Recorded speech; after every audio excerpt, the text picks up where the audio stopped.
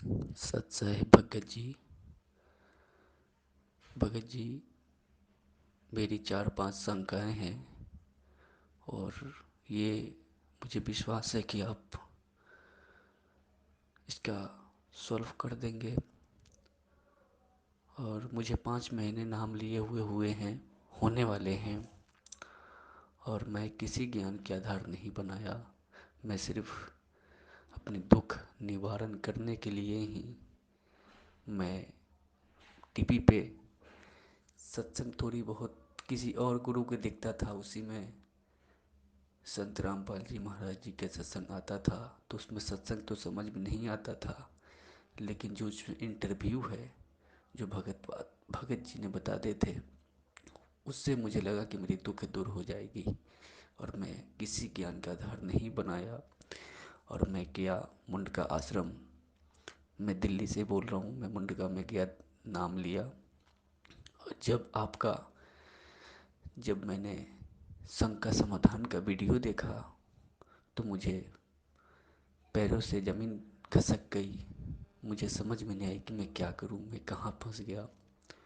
बंदी छोड़ सतगुरु रामपाल जी महाराज जी की जय हो। सत्साई भगत जी, बड़े भैया, दुखी होने की कोई जरूरत नहीं है। जो सच्चाई आपको आज पता चली है वो सच्चाई परमपिता परमेश्वर सतगुरु रामपाल जी महाराज जी के आशीर्वाद से हम सत्सेवक पिछले 5 वर्षों से संगत में बताने की कोशिश कर रहे हैं, और इसमें कोई बड़ी बात नहीं है। ज्यादातर भगत जितने भी परमात्मा से जुड़े हैं या वर्तमान में जो भी जुड़ रहे हैं सन 2014 बरवाला कांड के बाद, उनमें से 90% व्यक्ति केवल इंटरव्यू को देखकर जुड़े हैं, क्योंकि हर व्यक्ति दुखी था, परेशान था, कोई शरीर से, कोई आर्थिक रूप से या कोई किसी अन्य व्यापारिक तरीके से।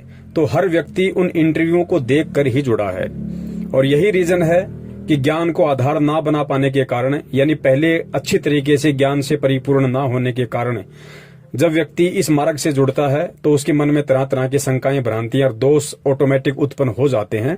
परमात्मा ने अनेकों बार कहा है, इसीलिए गुरुदेव ने हर बार यही जोर दिया है कि नाम दीक्षा लेने से पहले हर तरीके से ज्ञान से परिपूर्ण हो जाओ। पहले अपने मन की सारी शंकाओं का निवारण कर लो, उसके बाद आराम से नाम लो। नाम दीक्षा लेने में कभी भी जल्दबाजी नहीं करनी चाहिए। लेकिन भगत जी, दूसरी बात यह भी सत्य है कि यह परमेश्वर का ज्ञान है, ये अमृत तुल्य है, और आत्मा इस अमृत ज्ञान के लिए युगों युगों से भटक रही थी। अब जैसे ये ज्ञान इस आत्मा को सुनने को मिला तो तुरंत ये फड़क उठी और नाम दीक्षा लेने के लिए आतुर हो जाती है।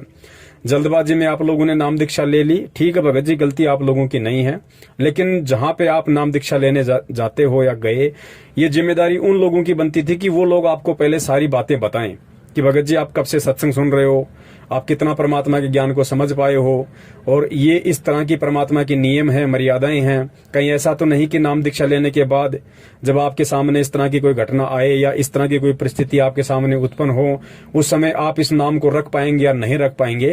तो ये सारी बातें नाम दीक्षा केंद्र वालों को पहले ही भगत से पूछनी चाहिए। लेकिन भगत जी, ये लोग करते क्या हैं, वर्तमान में इनको भक्ति भगवान से कोई मतलब नहीं है, इनको केवल फटाफट नाम दीक्षा देने से मतलब है। और जितने भी ये फर्जी नामदान केंद्रों पे जो लोग बैठे हुए हैं, इनका मकसद केवल यही है कि हम मैनेजमेंट को ये बताकर हम बड़े खुश हों कि देखो फला फला नामदान केंद्र से ज्यादा मेरे नामदान केंद्र पे भगत जुड़ रहे हैं। इनको केवल संख्या बढ़ाने से मतलब है, इनको भगत बढ़ाने से मतलब नहीं है। अब आप परेशान मत होइए, ये आपका संस्कार था परमात्मा से जुड़ने का, आप जुड़ गए, लेकिन आज आपको सच्चाई का पता चल रहा है। तो भगत जी, अब हमने संभल के चलना है। नाम परमपिता परमेश्वर जी का है, नाम को हमने कभी भी फर्जी नहीं बताया है और ना ही नाम फर्जी होता है। अगर फर्जी कोई लोग हैं तो वे नामदान सेंटर वाले हैं, वे सतलोक आश्रम बरवाला वाले हैं, वे सतगुरु रामपाल जी महाराज जी के कलयुगी परिवार वाले भाई बंधु और रिश्तेदार हैं, जो लोग अपने स्वार्थों के लिए भगत समाज को अंधाधुंध तरीके से उनके नाम की आड़ में और उनके नाम दीक्षा वाली सीढ़ी की आड़ में दुनिया को लूट रहे हैं। तो दोषी आप लोग नहीं हैं, आप लोगों से अधिक दोषी ये लोग हैं जो जानबूझ के ये उल्टे कर्म कर और करवा रहे हैं। अब आपने करना क्या है, जब आपको हकीकत का मालूम पड़ गया, अच्छी तरह से आप आश्वस्त हो लिए, तो भगत जी अब आपने करना सिर्फ इतना है, क्योंकि नाम आपको परमात्मा का मिला है, ज्ञान आपके पास परमात्मा का है, भक्ति आपको परमात्मा करवाएगा, मुक्ति आपको परमात्मा देगा। चप्पल उनके भाई की चाटने की या इन नामदान संचालकों की चाटने की, इन कोऑर्डिनेटरों की चाटने की हमें कोई आवश्यकता नहीं है। हम परमात्मा के गुलाम बन के रहेंगे, हम परमात्मा परमात्मा के ज्ञान के गुलाम बन के रहेंगे तो हमारा बेड़ा पार होना है, अन्यथा नहीं होगा। आज जब हमें हकीकत का पता चल गया है तो पूर्ण रूप से 100% हमने सतलोक आश्रम मैनेजमेंट हरियाणा और इनके नीचे जितने भी पदाधिकारी हैं, चाहे फर्जी नामदान केंद्र वाले हों, चाहे कोऑर्डिनेटर हों, हमारा किसी से कोई रिश्ता, कोई नाता, कोई रिश्तेदारी नहीं है। अगर आपको पता चल गया है कि नामदान के अंदर फर्जी हैं और ये लोग केवल धर्म की आड़ में धंधा कर रहे हैं, तो हमारा इन लोगों से किसी भी तरह का कोई संबंध आज के बाद नहीं रहेगा। हम इनके नामदान केंद्रों पे ना ही जाएंगे, पैसा टका देने का तो सवाल ही उत्पन्न नहीं होता। अब हमें परमात्मा का नाम, ज्ञान, ध्यान, सुमरण सब कुछ मिला हुआ है। हमने केवल परमात्मा को परमात्मा मान के और हमने उनकी भक्ति करनी है। जो भी दुख, परेशानी, संकट आएगी, हम परमात्मा से ही प्रार्थना करेंगे, अपनी अंतरात्मा से, अपने हृदय से हम परमेश्वर जी से प्रार्थना करेंगे। मालिक अंतर्यामी होता है, सतगुरु अंतर्यामी है, वो सारी बातें जानता है, मन की, हृदय की, आत्मा की, सब जानता है परमात्मा। तो अगर हमारी कोई सुनने वाला है तो भी सतगुरु सुनेगा, और हम अगर किसी से प्रार्थना करेंगे तो भी हम सतगुरु से करेंगे। परमेश्वर से प्रार्थना करने के लिए हमें किसी एजेंट या दलाल की बीच में जरूरत नहीं है। जिस तरह से ये सतलोक आश्रम मैनेजमेंट हरियाणा वाले आत्मा और परमात्मा यानी भगत और भगवान के बीच में, शिष्य और सतगुरु के बीच में एक एजेंट बन के बैठे हुए हैं, तो हमारा इन एजेंटों से किसी प्रकार का कोई लेना देना नहीं है। ना हमने कोई संपर्क रखना है, ना हमने यहाँ पे किसी प्रकार का दान, धर्म, ज्योति पाठ का कोई पैसा देना है, ना हमने इनके किसी भी प्रकार के तानाशाही फरमान को मानना है, और ना ही हमने इन लोगों के मार्फत कोई प्रार्थना करवानी है, ना कोई ज्योति पाठ दान का पैसा देना है। हमने केवल जब तक सतगुरु रामपाल जी महाराज जी हिसार जेल से बाहर नहीं आ जाते हैं, वो आए चाहे 10 साल में आए, चाहे 20 साल में आए, चाहे कल सुबह, या उनकी मर्जी वो ना आए। हमें यदि भक्ति और भगवान समझ में आ गया है तो इतना विश्वास हो जाना चाहिए कि मुझे तो सतलोक का सह भी पता नहीं था। परमात्मा ने मेरा उंगली पकड़ी, परमात्मा ने मुझे अपने शरण में लिया, परमात्मा ने मुझे ज्ञान कराया, परमात्मा ने मुझे नाम दिया। आगे का काम भी उसी परमात्मा का है। कब वो सतनाम देगा, कब वो सार नाम देगा, कब वो सतलोक लेके जाएगा, ये काम उस परमपिता परमेश्वर सतगुरु रामपाल जी महाराज जी का है। हमें इस विषय में कोई टेंशन, कोई चिंता नहीं होनी चाहिए। चिंता उस समय होती है जब हम ये मानते हैं कि हमारा गुरु हमारा जैसा एक जीव है, एक आम इंसान है, एक आम साधु संत है, तो हमें चिंता होना स्वाभाविक है। लेकिन जब ज्ञान आधार से आत्मा को ये प्रतीत हो जाएगा कि मेरा सतगुरु स्वयं साक्षात कबीर परमेश्वर है, क्योंकि सतगुरु यदि कोई है इस पृथ्वी पे तो सतगुरु की भूमिका तो कबीर ही निभा सकता है, अन्य कोई निभाने में सक्षम नहीं है। तो उस आधार से फिर हमें इतना दृढ़ हो जाना चाहिए, हमें इतना आश्वस्त हो जाना चाहिए कि मेरा गुरु स्वयं साक्षात कबीर परमात्मा है, और कबीर परमात्मा दुनिया की चिंता किया करता है, भगवान की चिंता जीव नहीं कर सकता, और भगवान की चिंता जीव करेगा तो वो कुछ भी कर नहीं पाएगा। तो हमने निश्चित रूप से ये आश्वस्त हो जाना चाहिए कि धरती पे भगवान प्रकट है, धरती पे भगवान मौजूद है। हमारा काम केवल अपना काम धंधा, अपनी भक्ति मर्यादा के साथ करने का है, बाकी कोई टेंशन नहीं है। नाम फर्जी नहीं है, फर्जी ये लोग हैं। नाम को आपने भूलकर भी छोड़ना नहीं है। नाम परमात्मा का है, मर्यादा में रह के जाप करोगे, नाम अपने स्तर का पूरा काम करेगा। मर्यादा में नहीं रहोगे, नाम का लाभ आपको बिल्कुल भी नहीं मिलेगा। ये परमात्मा का ऑटोमेटिक विधान है। मेरी शंका ये है कि भगत जी, मेरे घर में जैसे कि किसी का शादी हो, मैं अपनी परिवार में मैं ही अकेला हूँ जो नाम ले रखा हूँ, और मेरी यही शंका है कि जैसे कि मेरे घर में कोई शादी हो या कोई डेट कर जाता है तो उसमें हमें किस तरह से हमें करना चाहिए। अब जैसे शादी है, कोई कहता है कि हेल्प चाहिए, कोई कहता है शरीर से हेल्प चाहिए, पैसे से हेल्प चाहिए, कोई सामान से हेल्प चाहिए, तो क्या हम वो कर सकते हैं। और कोई अगर घर में डेट कर रहा है तो हम उसको कैसे हम सॉल्व करें, कैसे हम करें, क्योंकि वो लोग तो वही करेंगे जो पहला का परंपरा है। वो लोग तेरहवीं भी करेंगे, श्राद्ध भी निकालेंगे, हर कुछ करेंगे, तो उसमें हम कैसे करेंगे, खाना भी खिलाएंगे। तो हम ऐसा क्या करें जो हम भी, हमारी ये शंकाएं हैं। सत्साई भगत जी, आप जी का दूसरा सवाल है कि मैं परिवार में अकेला उपदेशी हूं, बाकी सभी लोग अनुपदेशी हैं, रिश्तेदार भी मेरे अनुपदेशी हैं, तो विवाह शादी वगैरह में हमें जाना पड़ता है। कई बार हमें उनको सहयोग करना भी पड़ता है, चाहे आर्थिक रूप से या शारीरिक रूप से। तो हम वो सहयोग कर सकते हैं या नहीं कर सकते हैं। देखिए भगत जी, परमेश्वर सतगुरु रामपाल जी महाराज जी ने सत्संगों में बताया है और अच्छी तरीके से समझा रखा है कि हमने किस प्रकार इस भक्ति में तालमेल बना के रखना है। क्योंकि जो आपके रिश्तेदार हैं वो भी परमात्मा के बच्चे हैं, वो भी कल को सतगुरु की शरण में आने हैं, लेकिन वो आएंगे कब, परमात्मा को जल्दी कब पहचानेंगे, जब हमारा रवैया उनके प्रति शालीनतापूर्ण होगा, जब हमारा रवैया उनके प्रति मित्रतापूर्ण होगा, तो वो जल्दी ही परमात्मा के ज्ञान को भी स्वीकार करेंगे और हमारी बातों को भी स्वीकार करने लगेंगे। तो रिश्तेदारियों को परमात्मा ने 7 पीढ़ियों का नाता बताया है। रिश्तेदारी हमें तोड़नी नहीं है, भले ही वो गुरु जी के ज्ञान को स्वीकार करें या ना करें, वो उनके संस्कार के ऊपर निर्भर करता है। लेकिन हम भगत हैं, तो हमने भगत होने के नाते हमने हर जगह परमात्मा के प्यार और प्रेम से ही हमने संदेशा देना है, माने या ना माने, ये सामने वाले के संस्कार हैं। रही बात विवाह शादी वगैरह में जाने की आने की, तो परमेश्वर ने शादी विवाह में आने जाने के लिए भगत को कभी मना नहीं किया है। जिस भगत को जिस स्तर का ज्ञान होता चला जाएगा, वो धीरे धीरे इन परंपराओं से दूर होता चला जाएगा, क्योंकि उसको केवल परमात्मा ही दिखाई देगा। जब तक हमें ज्ञान नहीं हो पाता है, तब तक परमेश्वर ने इन चीजों के लिए मनाही नहीं की है। परमेश्वर ने बताया कि विवाह शादी में हम जा सकते हैं, हम वहां पे खाना भी खा सकते हैं। खाना हमने बिल्कुल शुद्ध खाना खाना है, वेजिटेरियन खाना खाना है। खाना खाने की एवज में हमें लगता है कि मैंने 100 रुपए का खाया, 200 रुपए का खाया, उस एवज में हम वहां पे कन्यादान वगैरह भी कर सकते हैं। या फिर अगर किसी लड़के की शादी है, तो हम अन्य तरीके से हम उनकी मदद कर सकते हैं, ताकि वो भार हमारे ऊपर ना रहे। रही बात आर्थिक मदद की, तो भगत जी बिल्कुल हम रिश्तेदारी में आर्थिक मदद हम कर सकते हैं, ये गुरुदेव ने बताया है। लेकिन साथ में ध्यान ये भी रखना है, आर्थिक मदद करने से पहले आपने 1-2 बातों पर गहन विचार करना पड़ेगा। गुरुदेव ने बताया कि या तो आप किसी की आर्थिक मदद करना मत, और यदि आप किसी की 100, 50 लाख, 2 लाख, 10 लाख, जितने की भी आप उनकी आर्थिक मदद करते हो, तो वो पैसा देने से पहले आपको ये सुनिश्चित हो जाना चाहिए कि यदि कल को इस व्यक्ति ने मुझे पैसा वापस नहीं लौटाया, या ये व्यक्ति मुझे मना कर देता है, तो उस समय मुझे इस व्यक्ति से लड़ाई झगड़ा बिल्कुल भी नहीं करना है, कोई भी मुकदमा और केस पांगड़ा नहीं करना है। मुझे उस समय परमात्मा के ज्ञान आधार से अपने आप को टाइट रखना होगा, अपने आप को संभाल के रखना होगा। हम पैसा लेते समय यदि झगड़ा करेंगे, तो भगत जी हम भी टेंशन में, वो भी टेंशन में, ना हमारी भक्ति हो पाएगी, ना वो हमारे से खुश हो पाएगा, और वो व्यक्ति फिर परमात्मा के ज्ञान को स्वीकार नहीं कर पाएगा, क्योंकि उसे लगेगा कि ये संत रामपाल जी महाराज जी का चेला है, इसलिए इस तरह की हरकतें कर रहा है। तो पैसा दो, अवश्य दो, सहायता करो, लेन देन से यहाँ काम चलता है, उधार रूप में कोई दिक्कत नहीं है। लेकिन गुरुदेव ने बताया कि उधार देने से पहले अपने आप को टाइट रखना। भाई पैसे लेते समय किसी प्रकार का कोई मनमुटाव या झगड़ा नहीं होना चाहिए। यदि सामने वाला पैसा नहीं दे रहा है, तो आपने किसी भी प्रकार का झगड़ा नहीं करना है, कोई भी आदमी इकट्ठा नहीं करने हैं, किसी भी प्रकार का राग द्वेष अपने मन में नहीं पालना है। रही बात शारीरिक रूप से सहायता करने की, तो गुरुदेव ने एक सत्संग में स्पष्ट इस पर भी जिक्र किया हुआ है। गुरुदेव ने बताया यदि आपको अपनी बहन बेटी के यहाँ पे जाना पड़ जाए विवाह में, शादी में, तो परमात्मा ने बताया कि आप उनकी आर्थिक रूप से भी मदद करो उधार रूप में, और साथ में शारीरिक रूप से भी आप वहां उनकी मदद कर सकते हो। यदि वहां ऐसी कोई व्यवस्था उनके पास नहीं है, तो आप शरीर रूप से भी उनकी मदद कर सकते हैं, लेकिन बशर्ते हमने अपनी मर्यादाओं का पूर्ण ध्यान रखना है। परमात्मा ने मदद के लिए विवाह शादी में इसलिए छूट दी है क्योंकि भगत जी विवाह शादी कोई धार्मिक अनुष्ठान नहीं होता है। अगर विवाह कोई धार्मिक अनुष्ठान होता तो परमात्मा उसमें जाने का भी मना करते हैं, क्योंकि धार्मिक अनुष्ठान में तो हमें सहयोग भी नहीं करना, वहां जाना भी नहीं है, ना हमने वहां पे खाना खाना है।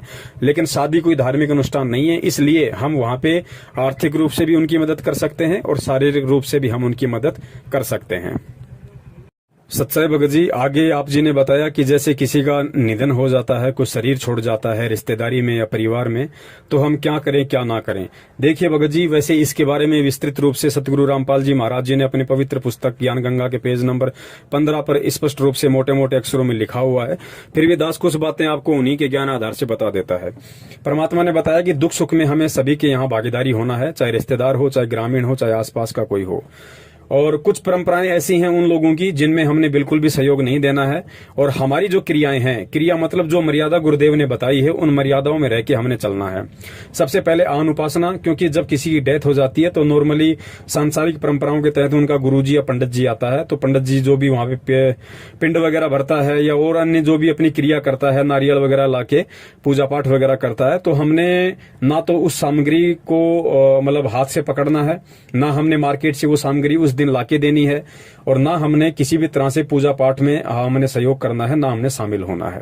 शामिल होने का मतलब ये होता है अगर हमारे परिवार में किसी की डेथ हो गई तो रहें तो कि हम परिवार में बाहर तो जा नहीं सकते। शामिल होने का मतलब है पंडित जी के कहे अनुसार हमने ना वहां बैठना है, ना हमने अपने जो भी पंडित जी जो भी क्रिया करता है उस क्रिया में हमने भागीदार नहीं बनना वहां पे।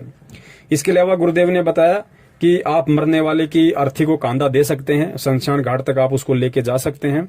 चिता के लिए लकड़ी वगैरह का भी प्रबंध हम कर सकते हैं, उसमें कोई दोष नहीं है। हम चिता को अग्नि भी दे सकते हैं। वो लोग जैसा भी बोलते हैं राम नाम सत्य है, सत्य बोले गत है, हम वो भी बोल सकते हैं, क्योंकि सही बात है कि राम का नाम ही सत्य है, और सत्य बोलने से अर्थात उसके सत भक्ति मंत्रों का जाप करने से ही मोक्ष है। इसके अलावा हम लोग मंगलाचरण भी बोल सकते हैं, इसमें भी कोई दिक्कत नहीं है।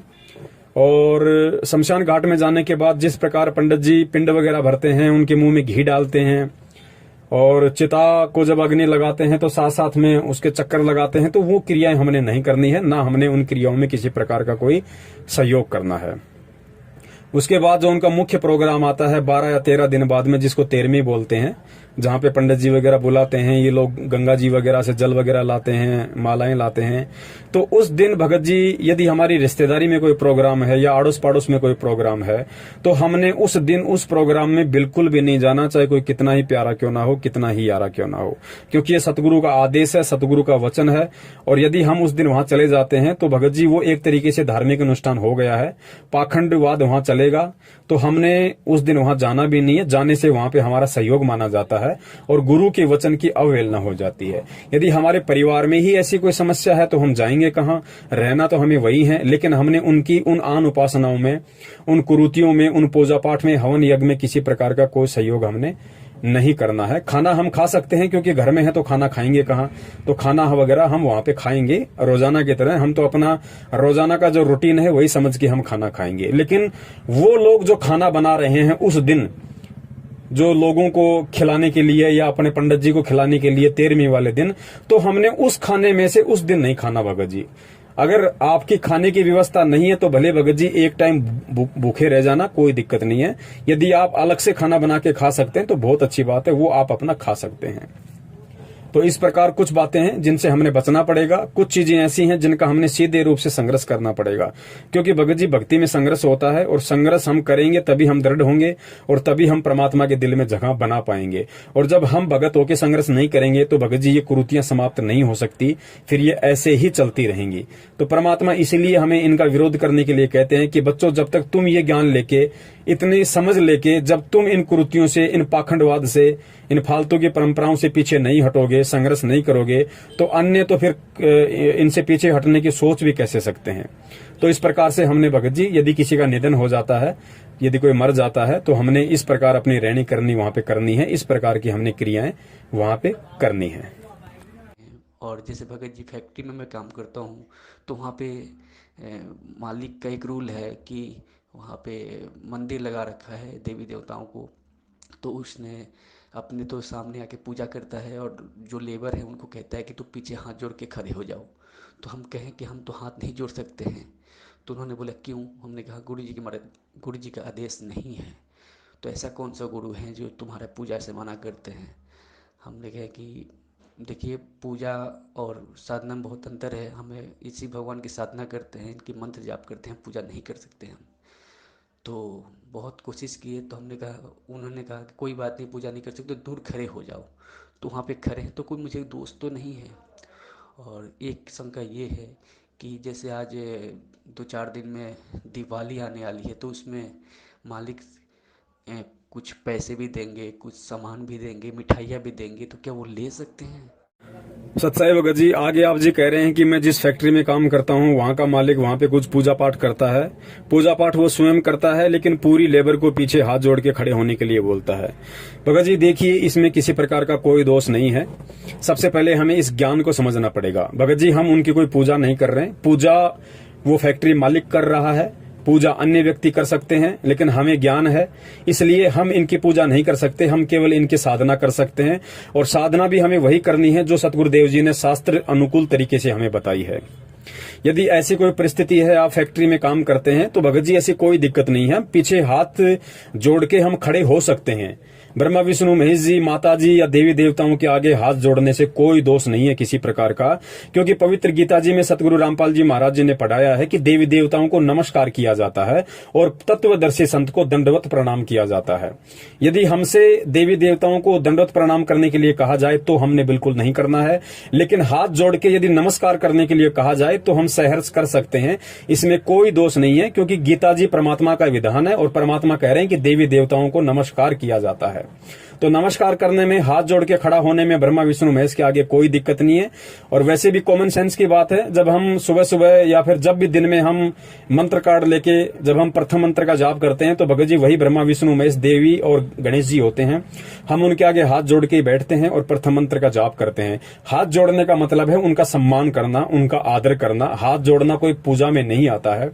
और वैसे भी भगत जी इस लोक की हमें जितनी भी सांसारिक सुख सुविधाएं प्राप्त हो रही हैं वो परमात्मा एक सिस्टम के तहत यानी ब्रह्मा विष्णु महेश जी के माध्यम से ही हमारे तक पहुंचवा रहा है।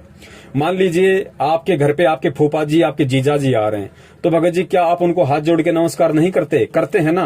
तो भगत जी एक बात बताइए, जब हम यहाँ एक 2 कौड़ी के जीव जो रिश्ते में हमारा फूफा या जीजा या मौसा है, जब वो हमारे घर आता है तो हम उनको झुक के नमन करते हैं, हाथ जोड़ के नमस्कार करते हैं। तो ब्रह्मा विष्णु महेश भगत जी क्या उनसे छोटे हैं? क्या हमारा फूफा, हमारा जीजा ब्रह्मा विष्णु महेश से बड़ा है? भगत जी जब हम यहाँ के 2 कौड़ी के जीवों को सम्मान और आदर की दृष्टि से हाथ जोड़ के नमस्कार कर सकते हैं, तो ब्रह्मा विष्णु महेश या देवी देवताओं को हाथ जोड़कर सम्मान देने से या उनका आदर करने से कोई दिक्कत नहीं है। आप जी चाहें तो उस समय पीछे खड़े होके हाथ जोड़ के खड़े हो जाएं, कोई दिक्कत नहीं है। हाथ जोड़ के आप जी अपना प्रथम मंत्र चालू कर दें, सतगुरु का नाम लेके। सतनाम मिला है तो आप जी अपना सतनाम का मंत्र जाप कर दें, क्योंकि परमेश्वर भगत जी अंदर के भाव देखता है, बाहर की क्रिया नहीं देखता है। ठीक है, तो इसमें किसी प्रकार का कोई दोष नहीं है। और मकान मालिक या फैक्ट्री मालिक यदि आपको कहता है कि आप कहीं भी जाके बैठ जाइए, आप खड़े हो जाइए, तो इसमें कोई दोष नहीं है। आप जी साइड में जाके भी खड़े हो सकते हैं। आप लेबर के साथ उसी लाइन में खड़े होके भी आप जी 5 मिनट का समय वहां पे अपने मंत्र जाप कीजिए। आपके समय का सदुपयोग होगा, आपको किसी प्रकार का उसमें कोई दोष नहीं है। सत्साई भगत जी, इसके बाद आप जी ने बताया कि फैक्ट्री मालिक, क्योंकि अब दीपावली आ रही है, होली आती है, मकर संक्रांति आती है, यानी कोई भी त्योहार आता है तो फैक्ट्री मालिक हमें मिठाई, पैसा या कुछ कपड़े वगैरह देता है, तो हम ले सकते हैं या नहीं ले सकते? देखिए भगत जी, हम फैक्ट्री मालिक के यहाँ पे काम करते हैं, हम वहाँ पे मजदूरी करते हैं और फैक्ट्री मालिक का ये हक बनता है कि वो हमें हमारी मेहनत का हर्जाना दे। भगत जी हम किसी और से ना मिठाई ले रहे, ना हम कोई कपड़ा ले रहे, ना हमको पैसा ले रहे।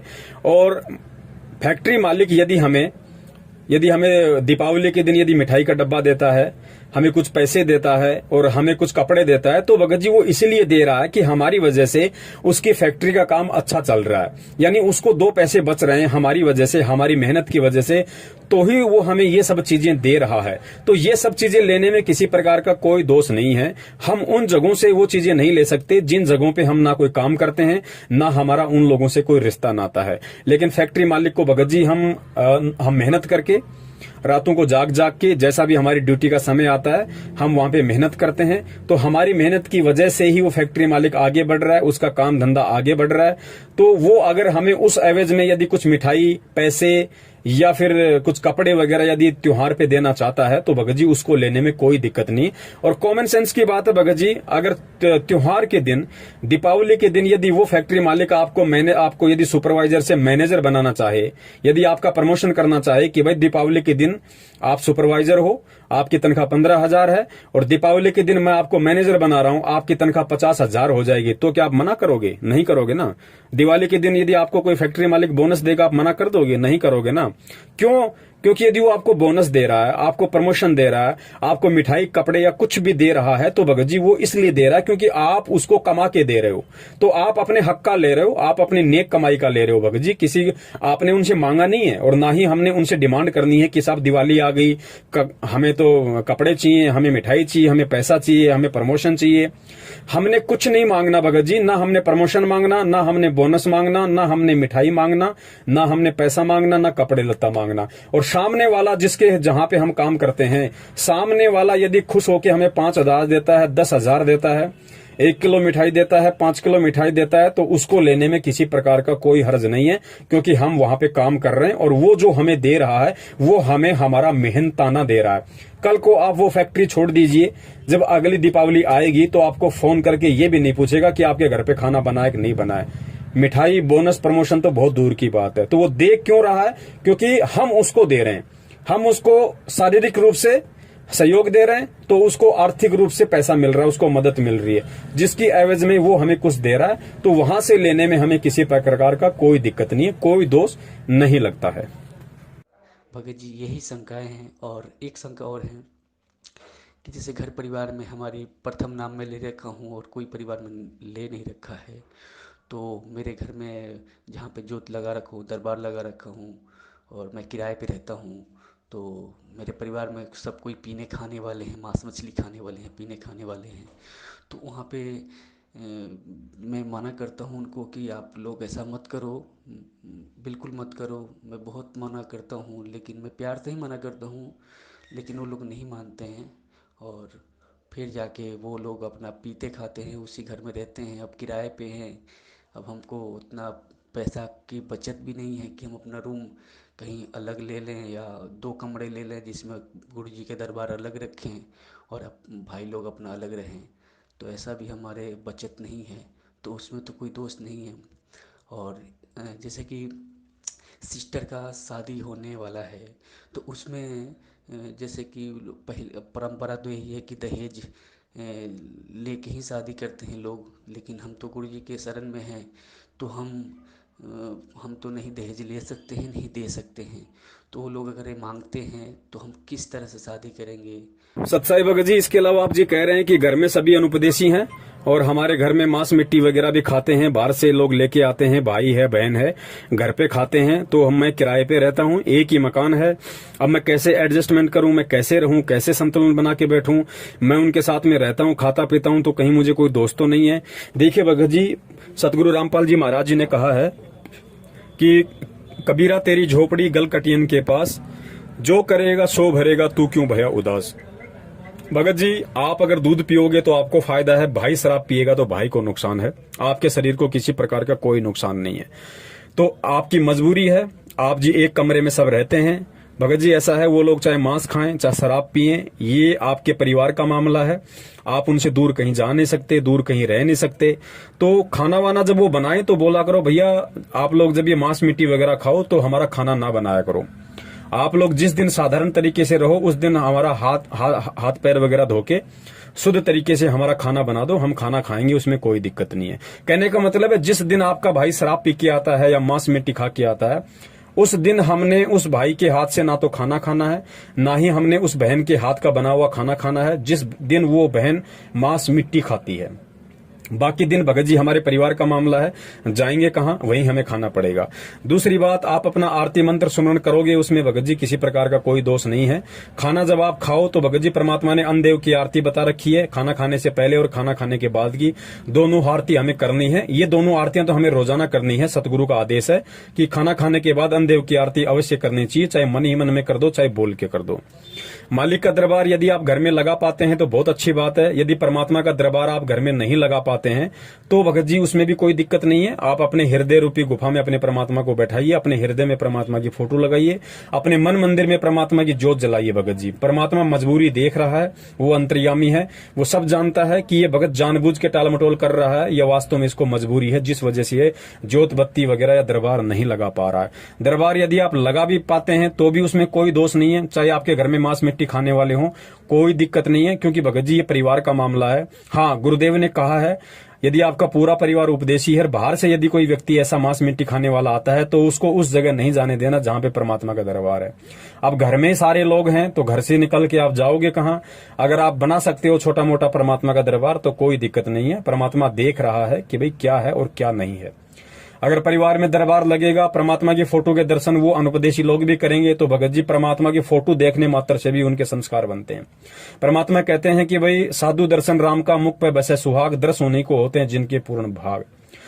घर में यदि आप अपना आरती करोगे तो भगत जी आरतियों की जो वाणी है उसका भी असर उस परिवार पे पड़ता है, एक बहुत अच्छा मैसेज वहां जाएगा, उनके संस्कार बनेंगे। भगत जी उनको भी परमात्मा से जुड़ने की 6 महीने में प्रेरणा उत्पन्न होने लग जाएगी उन वाणियों की असर के कारण। तो यदि आप परिवार में यदि आप 3 टाइम की आरती कर सकते हैं बहुत अच्छी बात है, नहीं कर सकते हैं तो आप अपना कान में लीड लगा के अपना काम करते करते कर लीजिए, अपना फैक्ट्री में आते जाते समय कर लीजिए, घर में भी आप कर सकते हैं कान में लीड लगा के, यदि घर वालों को आवाज अच्छी नहीं लगती है तो। और यदि उनकी तरफ से कोई प्रॉब्लम नहीं है तो आप सत्संग भी चलाइए घर में धीमी धीमी आवाज में, परमात्मा की आरती भी कीजिए, उन वाणियों के असर से भगत जी उनके भी संस्कार बनेंगे। ज्योत बत्ती यदि आप घर में नहीं कर सकते हैं तो कोई बड़ी बात नहीं, यदि आपको दिक्कत नहीं है तो आप अपना दीपक छोटा सा घर में परमात्मा के नाम का खड़ी बत्ती वाला देसी घी का लगा सकते हैं। लेकिन ध्यान रखें, जब तक कोई भी व्यक्ति परमात्मा से ना जुड़ा हो या कोई भी व्यक्ति परमात्मा से संकल्प दीक्षा ना लिया हो, तब तक कोई भी अनुपदेशी व्यक्ति परमात्मा की ज्योत बत्ती नहीं कर सकता है भगत जी। वही व्यक्ति करे जो व्यक्ति परमात्मा से या तो संकल्प नाम दीक्षा के माध्यम से जुड़ा हो या फिर परमात्मा से नामदान लेके जुड़ा हो। तो यहाँ हमें इस तरीके से रहनी करनी है, जो जैसा करेगा वो अपना पाएगा, आपको किसी प्रकार का कोई दोष नहीं है भगत जी। हम मार्केट में जाते हैं 4 दिन के लिए 5 दिन के लिए कहीं बाहर जाते हैं, हम भगत जी ढाबे पे खाना खाते हैं, ढाबे पे लिखा है शुद्ध वैष्णव भोजन, हमें लगता है कि यहाँ पे बिल्कुल वेजिटेरियन खाना मिलेगा, आप वहाँ खाना खा लिए। आपको क्या पता कि जो रसोई में खाना बना रहा है उसने शराब नहीं पी रखी होगी, उसने मांस मिट्टी नहीं खा रखी होगी, आपको क्या पता कि वो लोग अपने लिए उसी होटल में मांस नहीं पकाते होंगे या शराब नहीं पीते होंगे। लेकिन हमने हमारे काम से मतलब है, हमने पैसे दिए, हम वहां से निकल गए, हमें कोई मतलब नहीं पीछे से कौन खा रहा है क्या पी रहा। हाँ, यदि हमें मालूम पड़ेगा कि इस आदमी ने पी रखी है या ये आदमी मांस मिट्टी खा रहा है तो फिर हमने वहां पे भोजन पानी वगैरह का इस्तेमाल नहीं करना है। यही स्थिति अपने घर की है। अगर हमें नहीं पता है तो हम खाना खा सकते हैं उनके हाथ का। यदि हमें पता चल गया कि आज इस दिन इसने मांस खा रखा है या आज मेरे भाई ने शराब वगैरह पी रखी है तो हमने फिर उनके साथ में खाना नहीं खाना। साथ में खाना खाने का मतलब एक थाली में खाना नहीं खाना, अलग अलग हमने थालियों का प्रयोग करना है। हमने किसी भी अनुपदेशी की जूठन का प्रयोग नहीं करना। जूठन से मतलब एक कटोरी में दोनों व्यक्ति सब्जी नहीं खा सकते हैं और एक ही प्लेट में यदि चपाती रखी हो तो उस चपाती में उठा उठा के हर व्यक्ति नहीं ले सकता है। कहने का मतलब सबके बर्तन अलग अलग होने चाहिए, एक ही बर्तनों में हमें खाना नहीं खाना है। आपके परिवार वाले यदि मांस मिट्टी का यूज करते हैं और आपके लिए यदि खाना बनाते हैं तो उनको बोल दो भैया मेरा खाना थोड़ा आप लोग बर्तनों को साफ करके बनाया करें। यदि घर में मांस मिट्टी बनती है तो, यदि घर में मांस मिट्टी नहीं बनती है तो फिर किसी प्रकार की कोई दिक्कत नहीं है। तो इस प्रकार से आप जी अपनी रहनी करने को सुचारू रूप से कर सकते हैं, इसमें कोई दिक्कत नहीं है। यदि छोटी मोटी ऊंच नीच जाने अनजाने में हो भी जाती है तो परमात्मा समझता है, मालिक अंतर्यामी है कि भाई क्या मजबूरी है मेरे भगत के साथ में, क्या मजबूरी नहीं है। उस हिसाब से भगत जी हमें किसी प्रकार का कोई दोष नहीं लगता है, लेकिन कोशिश हमने हर संभव बचने की ही करनी है। सत्साई सत्साई भगत जी, आगे आप जी बता रहे हैं कि आपकी बहन की शादी होने वाली है, परिवार में सभी अनुपदेशी हैं, सामने वाले दहेज की डिमांड कर रहे हैं। भगत जी आप उपदेशी हैं, नियम परमात्मा के आपके ऊपर लागू हैं, बाकी परिवार वाले अनुपदेशी हैं तो परमात्मा का कोई भी नियम उनके ऊपर लागू नहीं है। कहने का मतलब है यदि बहन की शादी है, आप बहन की शादी में भगत जी आप पैसा देके, जो भी आप अपना फैक्ट्री में काम करते हैं, जितना भी आप कमाते हैं उस हिसाब से आप जी बहन की शादी में आर्थिक रूप से और शारीरिक रूप से मदद अवश्य कर सकते हैं। लेकिन ध्यान रखना भगत जी हमने किसी भी प्रकार के पूजा पाठ वगैरह में शामिल नहीं होना है। घर वाले यदि कोई पंडित वगैरह का इंतजाम करते हैं या घर वाले यदि अन्य किसी पूजा पाठ वगैरह के लिए या फिर कोई कपड़ा लत्ता देने के लिए या किसी प्रकार के लेन देन के लिए यदि कोई व्यवस्था करते हैं, भगत जी आपकी मजबूरी है, आपका एक मतलब ज्वाइंट आपकी फैमिली है और कमाने वाले केवल आप 1 या 2 हैं। आप जी पैसे से मदद कर सकते हैं क्योंकि उन व्यक्तियों को ज्ञान नहीं है, लेकिन आप केवल पैसे से मदद कर सकते हैं। बाकी अन्य किसी भी प्रकार की पूजा पाठ हवन लेन देन जुआरी टीका तिलक बात इनमें आपने बिल्कुल भी सहयोग नहीं करना है। आप परिवार वालों को स्पष्ट रूप से बता दीजिए कि साहब देखिए मेरे हिस्से में जितना पैसा आता है बहन की शादी के लिए उतना आप मेरे से ले लीजिए। मेरे शरीर से जो मेहनत बन पड़ेगी, जो बाराती हैं, जो रिश्तेदार हैं, जिनको खाना खिलाना चाय पिलाना उनकी सेवा करना है या फिर जो है मतलब ब्याह शादी वगैरह में खाना वगैरह बनवाना या बारात को जिमाना जो भी है वो मैं करूंगा। लेकिन फालतू की जो परंपराएं हैं, जो रीति रिवाज हैं, लेना देना तिलक निकालना जुआरी करना पैसे देना, पैसे देने का मतलब जैसे वो टीका निकालते हैं फिर 11-11 रुपए देते हैं, ये सारी बकवादें हमने बिल्कुल नहीं करनी है। ना हमने कोई टीका निकलवाना, ना हमने पैसा लेना, ना हमने जवारी रूप में पैसा देना। कपड़े लत्ते का लेन देन आपके परिवार वाले अपने स्तर पे करें। आप जी केवल आर्थिक रूप से उनको मदद कर सकते हैं। एक बार शुरू में बोल दीजिए कि भाई मेरे हिस्से में कितने आ रहे हैं या फिर मैं आपकी कितनी मदद कर सकता हूं, उस हिसाब से आप जी उनको पैसा वगैरह दे दीजिए। बाकी आपने किसी भी प्रकार की क्रियाओं में सहयोग नहीं करना है। जो पाखंड की क्रियाएं हैं, जो फालतू की क्रियाएं हैं, जिनका भक्ति मार्ग से दूर दूर तक कोई लेना देना नहीं है, और जो गुरुदेव ने हमें बता रखी हैं उन क्रियाओं में हमने किसी प्रकार से उनका कोई भी सहयोग नहीं करना है। तो ये कुछ बातें हैं, इन बातों से हमने भगत जी बचना है और इन परंपराओं से हमने धीरे धीरे हटना है। अब ये भगत जी इनका असर क्या पड़ेगा, अब जैसे आप अकेले उस परिवार में उन पूजा पाठ हवन में या किसी भी प्रकार के उनकी रीति कुरीतियों में परंपराओं में सहयोग नहीं करेंगे, तो आपके परिवार में तो एक चर्चा का विषय है ही, साथ में रिश्तेदारियों में भी एक चर्चा का विषय बन जाएगा। भाई ऐसा क्या ज्ञान है, भाई ऐसा कौन गुरु है, हमारे गुरु तो मना नहीं करते, उनके गुरु क्यों मना करते हैं। तो एक तरीके से वहां पे परमात्मा की चर्चा चलेगी। अब थोड़ा थोड़ा होते होते बात जब आगे बढ़ती है तो लोग सोचने पे विवश होते हैं, लोग मजबूर होते हैं कि ऐसा क्या है, ऐसा क्या ज्ञान देते हैं इनके गुरु जी आखिर। तो उन लोगों की भी थोड़ी जिज्ञासा बनेगी जब हम दृढ़ होंगे, यानी हमारी दृढ़ता के कारण, हमारे संघर्ष के कारण एक विषय बना चर्चा का, और चर्चा का विषय बना तो फिर आदमी चिंतन करने के लिए सोचता है। भगत जी चिंतन करेगा तो फिर उसको गुरु जी का सत्संग सुनना पड़ेगा या पुस्तक पढ़नी पड़ेगी, तो धीरे धीरे वो लोग भी इस तरह से परमात्मा के विषय में सोचने लगेंगे, परमात्मा से जुड़ने का विचार करने लगेंगे जब उनके समझ में आएगा। तो इस तरीके से भगत जी हमने बचना है और अपनी भक्ति को बचा के रखना है। सत साहिब। और भगत जी एक शंका ये है कि मैंने जब नाम लिया गुरु जी से तो मेरे अंदर बहुत ही ज़्यादा, जब मैं यूट्यूब पे सत्संग देखने लगा तो इसमें ये आने लगा कि गुरु जी जेल में कैसे गए। मैंने, क्योंकि नाम लेने से पहले तो मैं देखा नहीं कि गुरु जी जेल में क्यों गए, इसका कारण क्या है। तो जब मैंने सत्संग में जब दिखने लगा गुरु जी के ऊपर इतना आरोप लगा है, गुरु जी ये किए हैं, वो किए हैं, ऐसे हैं, वैसे हैं, तो मेरे मन में बहुत शंकाएं आने लगी। तो गुरु जी के प्रति बहुत दोष आ गई। तो अब तो मुझे पता भी चल गया है कि अभी लोग जो नामदान वाले हैं ये तो फर्जी हैं। तो मेरा तो लग रहा है खंड हो गया है। तो मैं कैसे मैं इसको शुद्धि करूं, कैसे मैं इसको वो करूं, मुझे थोड़ा सोल्यूशन बताइए। सत्साई भगत जी, आगे आप जी कह रहे हैं कि नाम दीक्षा लेने से पहले मुझे कुछ नहीं पता था किसी भी प्रकार की घटना का, और जैसे ही उसके बाद मुझे बरवाला कांड के विषय में पता चला, मैंने मीडिया के मार्फत तरह तरह के वीडियो देखे, लोगों की बातें सुनी, तो मेरे मन में गुरु जी के प्रति दोष उत्पन्न हो गया। भगत जी ये एक स्वाभाविक सी बात है, इसीलिए परमात्मा बार बार जोर देते हैं कि बच्चों पहले ज्ञान को आधार बनाओ, पहले सतगुरु और भक्ति को समझ लो। जिस व्यक्ति ने अपने सतगुरु को समझ लिया, उस व्यक्ति को चाहे दुनिया कितना ही उसके ऊपर गंदगी डाल दे, चाहे कितनी गंदगी उसके गुरु के ऊपर डाल दे, वो व्यक्ति जिंदगी में डगमग होने की तो बात तो छोड़िए, अपने सतगुरु के प्रति मन में 1% शंका भी पैदा नहीं कर सकता है, जो ज्ञान समझ के, ज्ञान पे दृढ़ होके जो भक्ति से जुड़ता है। फिर भी भगत जी चलिए कोई बात नहीं, ये कलयुग है और जल्दबाजी में आप जी जुड़ गए, बहुत सारी आत्माएं जुड़ी हैं मीठे मीठे इंटरव्यू देख के, और अब आप कह रहे हैं कि मेरे मन में इस तरह से दोष उत्पन्न हो गए थे। भगत जी कोई बात नहीं, परमात्मा कहते हैं कि हमको इस काल भगवान ने कितनी गंदगी में लपेट रखा है, और जब छोटा बच्चा बार बार लैट्रिन करता है, सारे कपड़े खराब कर लेता है, खुद भी खराब हो जाता है, तो माँ उससे नाराज नहीं होती, माँ फिर से उसको नहलाती है, उसको धुलाती है, नए कपड़े पहनाती है। 5 मिनट बाद बच्चा फिर से लैट्रिन कर देता है, फिर से बाथरूम कर देता है, वो माँ उसको मारती नहीं, फिर से उसको नहलाती है, फिर से उसको साफ करती है। माँ को पता है कि नादान है, धीरे धीरे समझदार होगा तो सारी चीजें समझने लग जाएगा। तो भगत जी फिलहाल वर्तमान में जब हम परमेश्वर से जुड़ते हैं तो हमारी स्थिति भी उस नादान बच्चे की तरह होती है। हमारे मन में इस तरह की शंकाएं आना स्वाभाविक है, कोई बड़ी बात नहीं है, क्योंकि सभी व्यक्तियों के संस्कार इतने प्रबल नहीं होते, सभी व्यक्ति ज्ञान को आधार बनाकर नहीं जुड़ सकते। लेकिन यदि अब आपकी समझ में आ रहा है कि ये सारा पाखंड है, सारा ढोंग है, हमारे गुरुदेव बिल्कुल सोना है, खरा सोना है, हमारे गुरुदेव ऐसा कोई भी दोष, कोई भी ऐसा गलत काम नहीं कर सकते, और जिन लोगों ने किया उन लोगों की सच्चाई आज संगत के सामने आ रही है। तो भगत जी हम परमपिता परमेश्वर जी से दंडवत करके अपने मन में आई हुई उन भ्रांतियों के लिए समायाचना करें कि हे मालिक, मैं नादान प्राणी हूं, 2 कौड़ी का जीव हूं, परमात्मा मेरी क्या औकात है मालिक।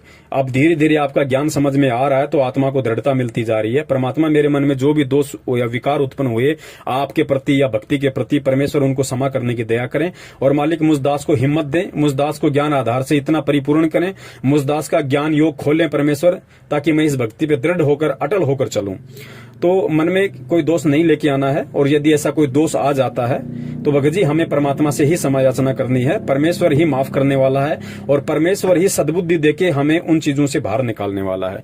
तो ऐसी कोई बड़ी बात नहीं भगत जी, इस तरह के दोष आ सकते हैं क्योंकि मीडिया बहुत ज्यादा मिर्च मसाला लगा के पेश करती है, और जो जगत वाले गुरु जी से ईर्ष्या रखते हैं वो भी बहुत नमक लूण मिला के और इन बातों को आगे बढ़ा चढ़ा के पेश करते हैं तो शंकाएं हो जाती हैं। लेकिन ध्यान रखना, हमने भक्ति नहीं छोड़नी है, भगवान से अविश्वास नहीं करना है, क्योंकि ये परमात्मा है। बड़ी मुश्किल से हाथ लगा है भगत जी, अब की बार हमने धोखा नहीं खाना है। सत साहिब। और भगत जी एक बात यह है कि मेरी शादी नहीं हुआ है और कभी कभार मुझसे हस्त मिथुन हो जाती है और गंदी गंदी विचारें आती हैं, इससे मुझे हस्त मिथुन हो जाती है। भगत जी यही मेरा सबसे बड़ी एक मतलब कि एक गंदी आदत की तरह है ये। मैं क्या करूं, मुझे इस मैं तो समझ रहा हूँ कि इससे भगवान की कहीं मर्यादा खंड होती होंगी, तो मुझे बहुत ये डर है अंदर। तो भगत जी आप थोड़ी सी इसकी सलूशन मुझे बताएं। और मैं फ़ोन करता था तो आप नहीं उठाते हैं, क्योंकि मैं भी समझता हूँ कि आप भी कितना फ़ोन उठाइएगा, लाखों आदमी हैं, लाखों आदमी के मन में शंकाएं हैं, तो ऐसे ही मेरा सलूशन मेरा हो पाएगा। सत साहिब जी। बंदी छोड़ सतगुरु रामपाल जी महाराज जी की जय हो। सत साहिब भगत जी, आगे आप जी कह रहे हैं अपनी पर्सनल प्रॉब्लम के विषय में। भगत जी देखिए, दास यदि चाहता तो आपकी इस पर्सनल प्रॉब्लम को आपको पर्सनल तरीके से भी शेयर कर सकता था, लेकिन दास को परमात्मा ने जो प्रेरणा की, क्योंकि भगत जी ये जो मजबूरी है या ये जो आदत है, जो डेड हैबिट है, ये केवल आपकी अकेले की नहीं है। सतगुरु रामपाल जी महाराज जी से नाम दीक्षा लेने के बाद में हजारों की तादाद में ऐसे हमारे भगत भाई हैं जो अभी शरीर से युवा हैं, जिनकी शादियां नहीं हुई हैं, वो ज्ञान को अभी इतना नहीं समझ पाए हैं और इस तरह की गंदी आदत हो सकता है उनके अंदर भी हो। तो परमात्मा ने प्रेरणा की, इसलिए दास सार्वजनिक रूप से ये बात यहाँ पे बताने जा रहा है। और भक्त जी ये भक्ति मार्ग है, यहाँ पे कोई शर्मा शर्मी का कोई काम भी नहीं है, क्योंकि परमेश्वर ने अंड पिंड ब्रह्मांड सारा ज्ञान अपने बच्चों को दे रखा है। देखिए भगत जी, हस्त मैथुन की जो आदत है या फिर रात्रि में जो आपको सौपन दोष वगैरह आ जाता है, देखिए भगत जी इसके एक दो कारण है। पहला कारण तो ये कि भगत जी हम अच्छी तरीके से परमात्मा के ज्ञान पे दृढ़ नहीं हो पाते हैं, हम परमात्मा को परमात्मा नहीं मान पाते हैं, जिस कारण से हमारे मन में किसी भी बहन बेटी के प्रति, किसी भी युवा या सुंदर लड़की के प्रति इस तरह की भावनाएं जब हमारे अंदर आ जाती हैं, तो जाहिर सी बात है भगत जी हमारे को रात्रि में फिर उसी तरह के विचार अनुकूल फिर हमारे को जो है सौपन आते हैं और सौपन में फिर सौपन दोष हो जाता है। एक जाहिर सी बात है। तो हमें कोशिश करनी है परमात्मा के ज्ञान आधार से, और परमेश्वर ने बार बार हमें जो पाठ पढ़ाया है हमें उसका अनुसरण करना है कि भाई इस भक्ति मार्ग में आने के बाद परमात्मा कहते हैं कि पर नारी को देखिए बहन बेटी के भाव, कहे कबीर काम नाश का यही सहज उपाय। जब तक हम दूसरे की बहन बेटियों को अपनी बहन बेटी की तरफ से नहीं देखेंगे, और दास तो ये निवेदन करता है भगत जी, हमने केवल अपनी बहन बेटी की नजर से ही नहीं देखना, क्योंकि इस दुनिया में ऐसे ऐसे दुष्ट लोग हैं जो अपनी बहन बेटियों के साथ भी इस तरह के कुकर्म कर डालते हैं। तो इससे थोड़ा और ऊपर उठकर हमने उन सभी बहन बेटियों को, हमने सतगुरु रामपाल जी महाराज जी की आत्माएं देखना है, रामपाल जी महाराज जी की बहन बेटियां देखना है। तो जाहिर सी बात है फिर इस तरह के दोष एक भगत के मन में नहीं आएंगे, और धीरे धीरे यदि आते भी हैं तो आना वो बंद हो जाएंगे, क्योंकि जब ज्ञान हो जाएगा कि हम सब आपस में असली, हम लोग रियल सिस्टर ब्रदर हैं। सतलोक में हम सभी भाई बहन थे, हम सब भाई बहन हैं। इस काल लोक में आके इसने किसी को किसी की बेटी बना दिया, किसी को पत्नी बना दिया, किसी को माँ बना दिया। बाकी रियल में हम सभी एक परमात्मा की आत्माएं हैं, ना हम पुरुष हैं ना हम स्त्री हैं, हम केवल आत्मा है और हम एक ही उस परमात्मा के संतान हैं। तो हमें जब इस चीज का ज्ञान आधार से ज्ञान होगा तो भगत जी इस तरह के दोष सौते हमारे मन में आना धीरे धीरे बंद हो जाएगा, और हमने कोशिश भी करनी पड़ेगी, थोड़ा संघर्ष भी करना पड़ेगा। देखो विचार आना भगत जी एक स्वाभाविक सी बात है। आपके मन में यदि किसी औरत को देख के या इस तरह से यदि कोई बहन बेटी को देख के यदि ऐसा कोई विचार आ जाता है, या कोई मूवी फिल्म वगैरह या इस तरह का कोई भी सीन वगैरह देख के जो आप ना चाहते हो फिर भी आपके आंखों के सामने आ गया, और यदि इस तरह का सीन वगैरह देख के यदि आपके मन में इस तरह की भावनाएं आ जाती हैं, क्योंकि भगत जी आजकल तो मोबाइल भी एक ऐसी चीज है, हम जैसे यूट्यूब सर्च करेंगे ना चाहते हुए भी, भले हम गुरुजी का सत्संग देखें, लेकिन गुरुजी का सत्संग जैसे ही हम लोग देखेंगे किसी भी यूट्यूब चैनल पे, तो ना चाहते हुए भी 2-4 सेकंड के ऐसे ऐड आ जाते हैं जो बिल्कुल अश्लील होते हैं, घटिया होते हैं। और मैं तो यहां तक कहूंगा कि कुछ लोगों ने संत रामपाल जी महाराज जी के सत्संगों को डाल डाल के अपने यूट्यूब चैनल पे, और यूट्यूब चैनल्स को उन्होंने मोनेटाइज करवा रखा है, यानी उन्होंने कमाई का जरिया करवा रखा है। कमाई का जरिया मतलब उन्होंने अपने चैनल को मोनेटाइज करवा रखा है, उनको पैसे मिलते हैं, पैसे की वजह से कंपनी उनके ऊपर ऐड लगाती है।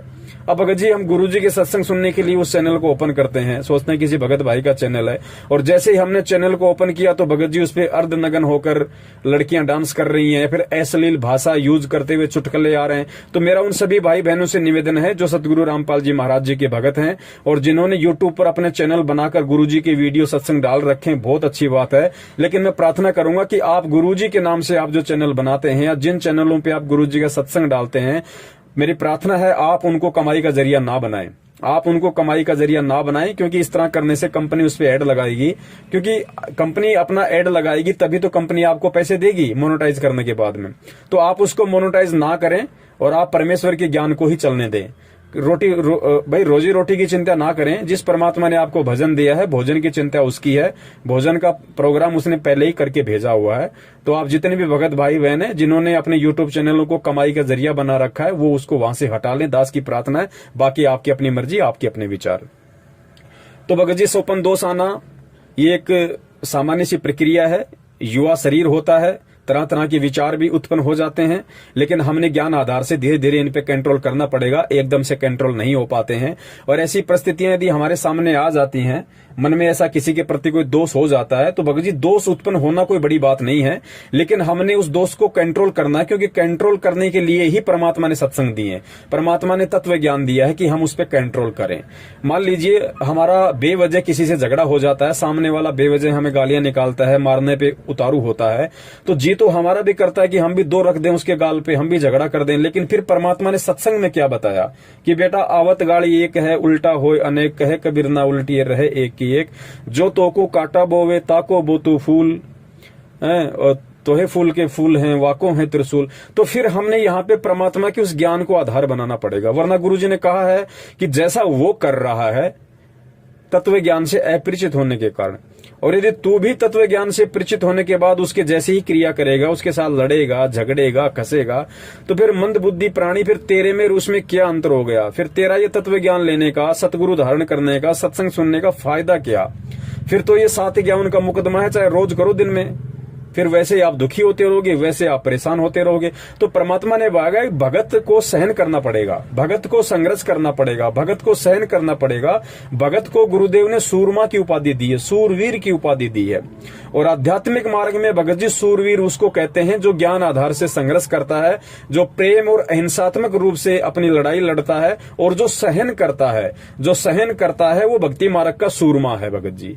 तो हमने भक्ति मार्ग का सूरमा बनना है और परमात्मा को बना के दिखाना है, क्योंकि परमात्मा चाहते भी ये हैं कि जब तक तुम भक्ति के सूरमा नहीं बनोगे तब तक तुम मुझे प्राप्त नहीं कर पाओगे। तो भगत जी अगर इस तरह के मन में दोष हमारे आते हैं तो भगत जी हम केवल सत्संगों से ही उनका निवारण कर सकते हैं।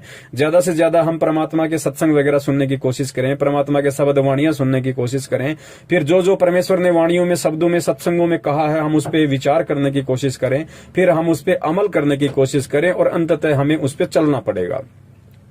रही बात भगत जी हस्त मैथुन की, तो हस्त मैथुन भगत जी थोड़ा सा दिक्कत है, क्योंकि गुरुदेव ने वैसे भी सत्संगों में स्पष्ट रूप से कहा हुआ है, और ज्ञान गंगा पुस्तक में जहां परमात्मा नियमों का जिक्र करते हैं तो उन नियमों के जिक्र में परमेश्वर ने स्पष्ट रूप से कहा हुआ है वीर्य पतन के विषय में, कि जो लोग हस्त मैथुन करते हैं, जिनकी आदत थोड़ी सी गंदी है, उनके विषय में परमात्मा ने कहा है कि बच्चों जैसे एक किसान होता है, और एक सफल किसान, एक सभ्य किसान उसी को कहा जा सकता है जो अपने खेत में बीज डालता है।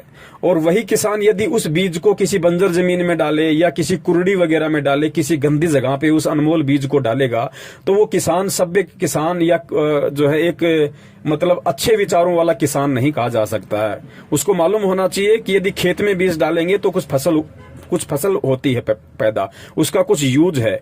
और यदि हम उस बीज को गंदगी में डालेंगे या फिर हम उसको किसी ऐसी गंदी जगह पे जहां पे भैंसों वगैरह का गोबर डालते हैं, जो कुरड़ी होती है, वहां यदि हम उस बीज को डालेंगे तो भगत जी उसका यूजलेस है, उसका कोई फायदा नहीं है। तो ठीक इस प्रकार वो बीज परमात्मा ने वीर्य के लिए कहा है कि यदि हम हस्त मैथुन जो हम करते हैं तो हस्त मैथुन से भाई हमें क्या फायदा है।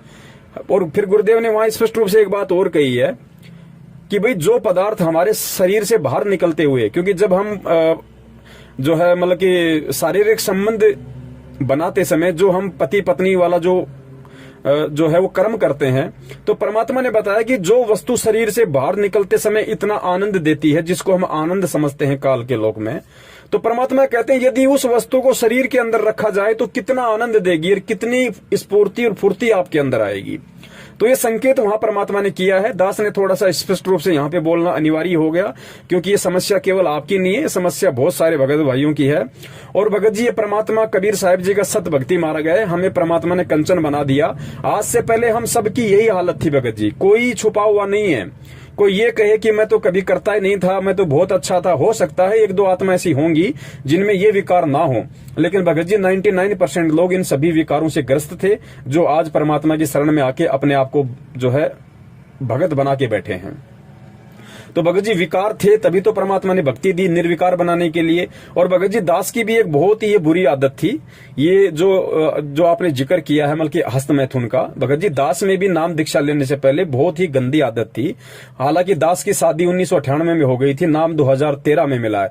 फिर भी भगत जी इस काल भगवान के द्वारा जो जाल में हम जकड़े गए हैं, उस जकड़ में इतना ज्यादा इस रजोगुण के प्रभाव में इस पवन दास को इस काल भगवान ने इस कदर जकड़ा हुआ था भगत जी की शादी के बाद भी भगत जी दास की ये आदत नहीं जा रही थी।